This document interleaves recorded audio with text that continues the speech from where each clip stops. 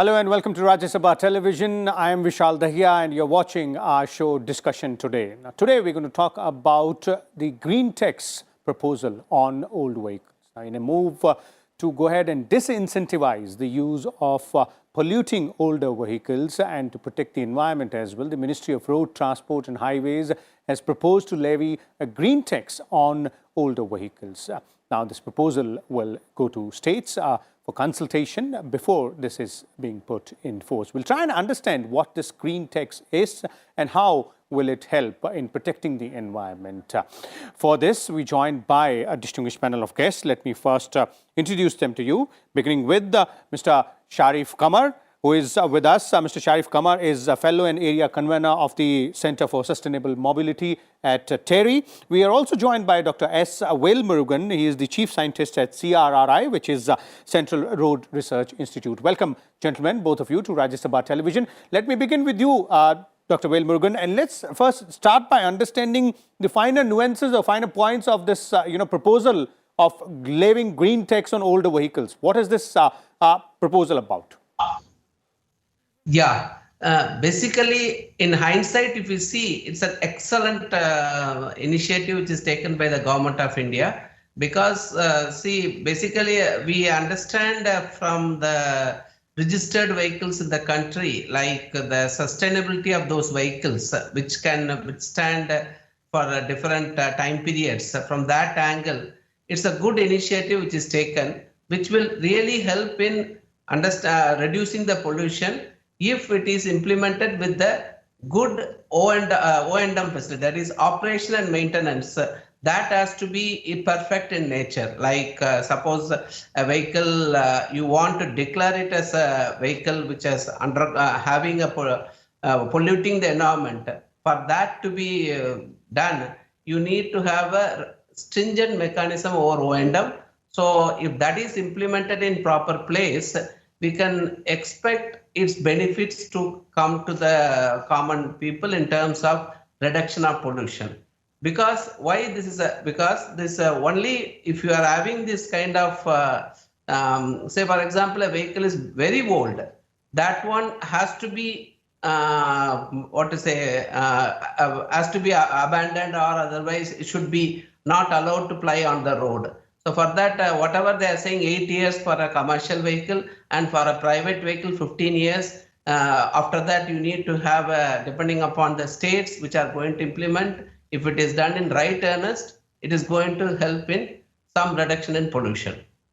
Okay, that seemingly is a very interesting proposal out there. Let me bring in Mr. Sharif Qamar here as well from TERI. Mr. Qamar, as per you, how will this proposal help in curbing the pollution? That's one. And two, how big is the problem here vis-a-vis the pollution from old vehicles which are being covered in this particular proposal here?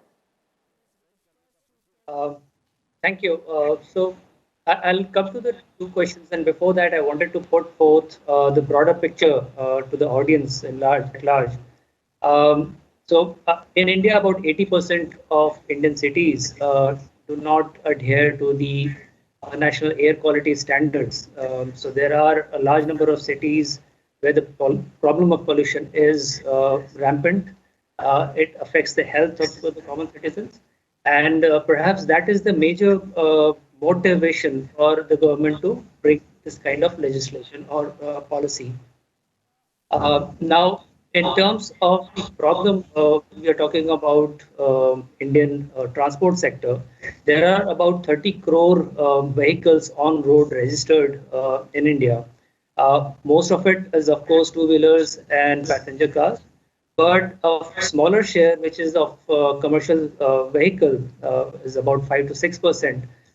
These contribute to the majority of the pollution, and that is because the diesel consumption and the time and number of usage is also very high. So the problem is very large. This is a step in the right direction. And perhaps more steps like these need to be taken by the government to help and the environment at large and clean our airs in the cities and in the country. Okay. That's very, very interesting there, coming in with the context as well from Mr. Sharif. But Dr. Velmurugan, your views there on the extent of the problem here in terms of the old and polluting vehicles. If we have to take a look at the data, how big is the problem there, and how much does the old vehicles contribute to the overall pollution? Yeah. If you see out of these registered vehicles in India, like we have 72% of the two-wheelers, motorized two-wheelers in the registered vehicle category, and also the cars. If you try to take these vehicles on an average from the world India-wide statistics, if we try to see, they are 95% of the time they are parked either at the workplace or at their home where they are actually from. So from that angle, how much it will reduce is a big question from the private vehicles. But at the same time, for the commercial vehicles, it can make a big difference. If it is basically, for example, their extent of usage, if you try to see, they are used for almost 70 to 75% of their lifetime. They are actually on the roads, which is not the case with the private vehicles. But in the private vehicle, one point is we have to take on board, like these polluting vehicles have to be strictly monitored. For this, you need this database which is available through Wagon, or otherwise your transport database, which we have it through ministry maintains. That data has to be properly accessible for the state owning agencies to understand whether this vehicle is still on the road after 15 years and whether they have the O&M certificate issued, and based on that they are running, or they are just like that running. So there lies the major key for private. For goods vehicle, certainly it has to be done, but in goods vehicle, one caveat is there, I want to tell. Basically, especially commercial vehicles, not goods vehicle, commercial vehicle, like buses. They are trying to tell that CNG buses and other LPG vehicles will be exempted. But even in CNG buses, right now it is there, you are not supposed to give that caveat of allowing them to run, because CNG also has its own impact of some pollutants coming. It's not that it is purely non-polluting environment. So that has to be also taken on board with O&M in place for that vehicles, in transport vehicles, especially buses. Okay. That's also very really important aspect there. Let me bring in Sharif here again. Sharif, from your point of view, would you concur with what Dr. Velmurugan is saying, that this will eventually help a lot, specifically in the commercial segment of the vehicles? Yes, I do agree with Sir on his point. One point I also wanted to make is in terms of the problem that we are looking at. If you consider BS1, BS2, and BS3, these are the older vehicles running on road in Indian cities and roads. If you compare these vehicles with the BS6 technology, and the policy does push or help kind of motivate people to move towards BS6 vehicles. If you compare the data in terms of emissions, BS1 vehicle is 31 times more polluting in terms of particulate matters as compared to BS6 vehicles, and BS2 vehicles are 17 times more polluting than BS6 vehicles in terms of particulate matters. So that would give the audience a picture of where we are and what kind of impact this policy could have if implemented properly and adequately.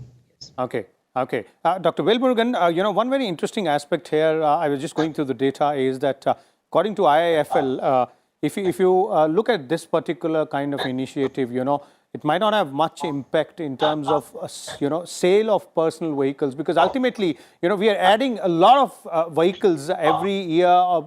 If you look at the collective figure, then a number of vehicles are added every year. So this kind of initiative which is taken will obviously have an impact, as you're pointing out, specifically in the commercial segment. But when you're looking at the personal segment, personal vehicles, doesn't look like there might be much impact there as far as IIFL is saying. Do you agree with that aspect? Yeah, I would agree to some extent. For that incentive, how incentive can be given from the government side, which was initially thought about, I would say, talked about some time back, about trying to give for the vehicle to be written off, like you try to give this sale scrap value. Scrap value, if it is tried to be given for a vehicle which is 15 years old, and because at the end of the day, whatever the scrap is going to come out of it, it can be tried to be utilized in a sustainable way by the government if they try to have some mechanism in place for these private vehicles. Whoever want to write it off, they get a reasonable scrap value. Initially, this government was talking about in 2018 or 19, I remember. But afterwards, that particular thing is not finding a place now. If that is also integrated here, certainly personal vehicles also, people may come forward in going in for this thing, like scrapping it and then go for the buying of a new vehicle, where in that way we are going to make the environment sustainable also by doing so. Otherwise, if you see, crores and crores of our private vehicles are not being written off, or they are trying to it is not being brought to a final end product in terms of scrapping it. Okay. This is what my view is for private vehicles. Sharif, do you agree with that part there? What Dr. Velmurugan is also pointing out, that in addition to green tax, policies like the scrappage policy, some more incentivization for the owners of the personal vehicle segment, the private vehicle segment, is also really important there. I do agree on the points that Sir made, especially in the scrappage policy, which is in the process. But this particular step that we are talking about today also is a step towards that. That's how we see. It could be a voluntary scrappage policy, and that's what we also recommend. There are a number of cases where the vehicles are lying idle, and people are not getting a good price for selling it. And the materials that could be retrieved from the older vehicles or the unused vehicles is also a good strategy to kind of bring down the overall carbon footprint of the automotive sector. Okay, and what about the point which Dr. Velmurugan made there about the CNG buses or the CNG commercial vehicles? They are bringing them also into this ambit of the green tax. They are also would add a lot of impact there, specifically when we're talking about bringing down the pollution levels, because ultimately after a particular period, even the green fuel driven vehicles also develop problems vis-a-vis their pollution levels. See, the problem of CNG, I would say, is limited to very few cities in India right now because of its availability, of course. Now, the push has to be to move towards a cleaner fuel. It could be an electric vehicle, it could be a CNG or a biofuel run vehicle. So that should be the direction to move towards. Especially if you consider diesel, it emits carcinogenic components, and that is very unhealthy for the common citizens who are on the road constantly, or even the drivers and the helpers that are on the commercial side of it. It is definitely a great initiative, I would say, in helping people or motivating people to move towards a greener technology. But of course, a cleaner fuel like electric option is a scenario that we would be very happy to look forward to. Okay, okay. Dr. Velmurugan, your views there on, because, we're talking about green tax here, the proposal for all the vehicles. You earlier spoke about the scrappage policy as well. But ultimately, this problem is so huge that we will have to tackle it with a multi-pronged approach, and focusing on electric vehicles or more, green fuel-based vehicles is also something which might add more here. Yeah, certainly. I agree with Mr. Sharif's this thing. You need a multi-pronged approach, and that's why there is some school of thought going on about ethanol-based things, and that need also be done. So you need hybrid vehicles, including CNG electric vehicles. But only issue is electric vehicles. The cost is very much prohibitive. It goes up to 15 times for a commercial bus. So that is a big thing. Even for a car itself, it is almost more than double.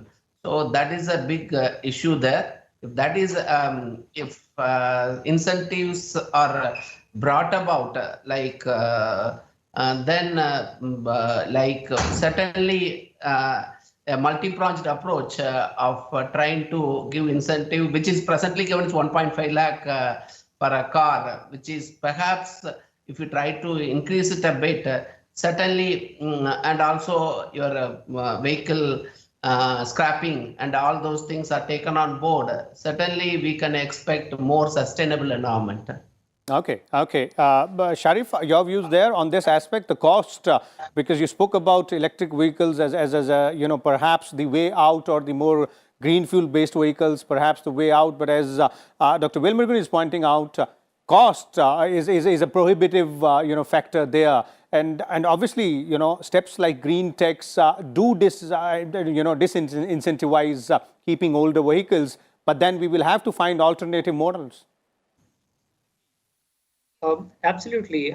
If you look at the EV scenario at this stage in India or anywhere else in the world, the cost is one of the pain points, I would say, in terms of larger adoption of this particular technology. However, having said that, there are a number of developments happening, and the technology is evolving faster towards cheaper and a more denser, energy systems, which would definitely help the particular technology to gain grounds in the world in the world as well as in India.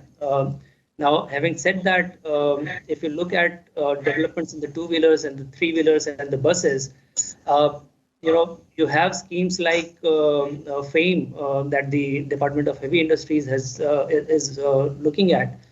It talks about a fair bit of subsidy and incentivization of, to take up this technology. So I think overall the scenario looks good, and the efforts by the government and by different agencies does indicate that there is a thought process involving environment and air pollution in mind to come up with a sustainable solution for the Indian citizens.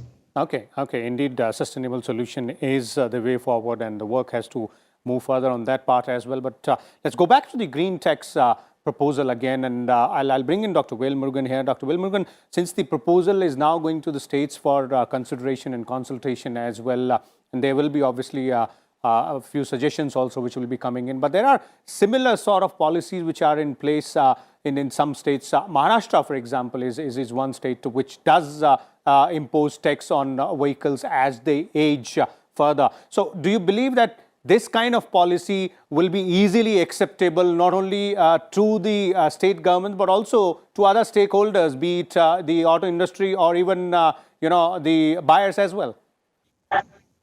Yeah, I would say, as you rightly pointed out, the state of Maharashtra is the only state in the country. Way back in 1995 itself, they went in for deregistration of vehicles. Like vehicles beyond a certain age has to be deregistered. So that is a good thing. They have gone about it. So that, having said that, the states will take it on a positive note. I would say, if they get some sort of incentive is passed on to the end customers, if that is actually to be given through some sort of a policy measures, then only they may try to go for adoption. Otherwise, it will, because after all, this becomes a state subject. Whatever this kind of adoption has to be done, many a time even motor vehicle act for that matter, it's a state subject which need to be implemented. So similarly, this also becomes a state subject. So for states to adopt it in a positive mindset, or otherwise they may try to come out with their own set of suggestions or demands, which need to be also looked into, I would say. Otherwise, getting the nod from the end customers at the state level will not be that easy. Okay, That's what I definitely. would All say. stakeholders have to be on board there. Let's have concluding comments from Sharif here. Sharif, overall gamut of the problem here and the magnitude of the problem and the way we are trying to deal with the problem in terms of various proposals, be the scrappage policy or, giving more push to the electric vehicles or green-based fuel vehicles. And now we're talking about green tax on older vehicles as well, because the idea here is ultimately to protect the environment. Oh, absolutely. I do believe in the theory of aggregation of marginal gains, which is a theory adopted in a number of cycling events, so small gains would ultimately lead to a bigger gain, I would say, in terms of fighting towards air pollution and having a cleaner air for ourselves as well as for future generation. This particular step is indeed in that direction, and it needs a proper implementation strategy by the state authorities and state governments, and an ecosystem in terms of the inspection and maintenance facilities to kind of map as well as implement this policy in its spirit. Okay. Dr. Velmurugan, your concluding comments, sir, before we bring this discussion to an end on the magnitude of the problem and the multi-pronged strategy here with the green tax being the latest initiative here. Yeah, I would say it's the right step in the best right direction which is being taken by the government. If they go for a multi-pronged approach, certainly we are going to derive benefits out of it, because it's a thing basically trying to make the environment more sustainable. So if it is, and also if you are trying to incentivize to some extent for the scrapping, then people will certainly come forward in the private vehicles, and the same time in the goods and your commercial vehicles, which is the transport vehicles.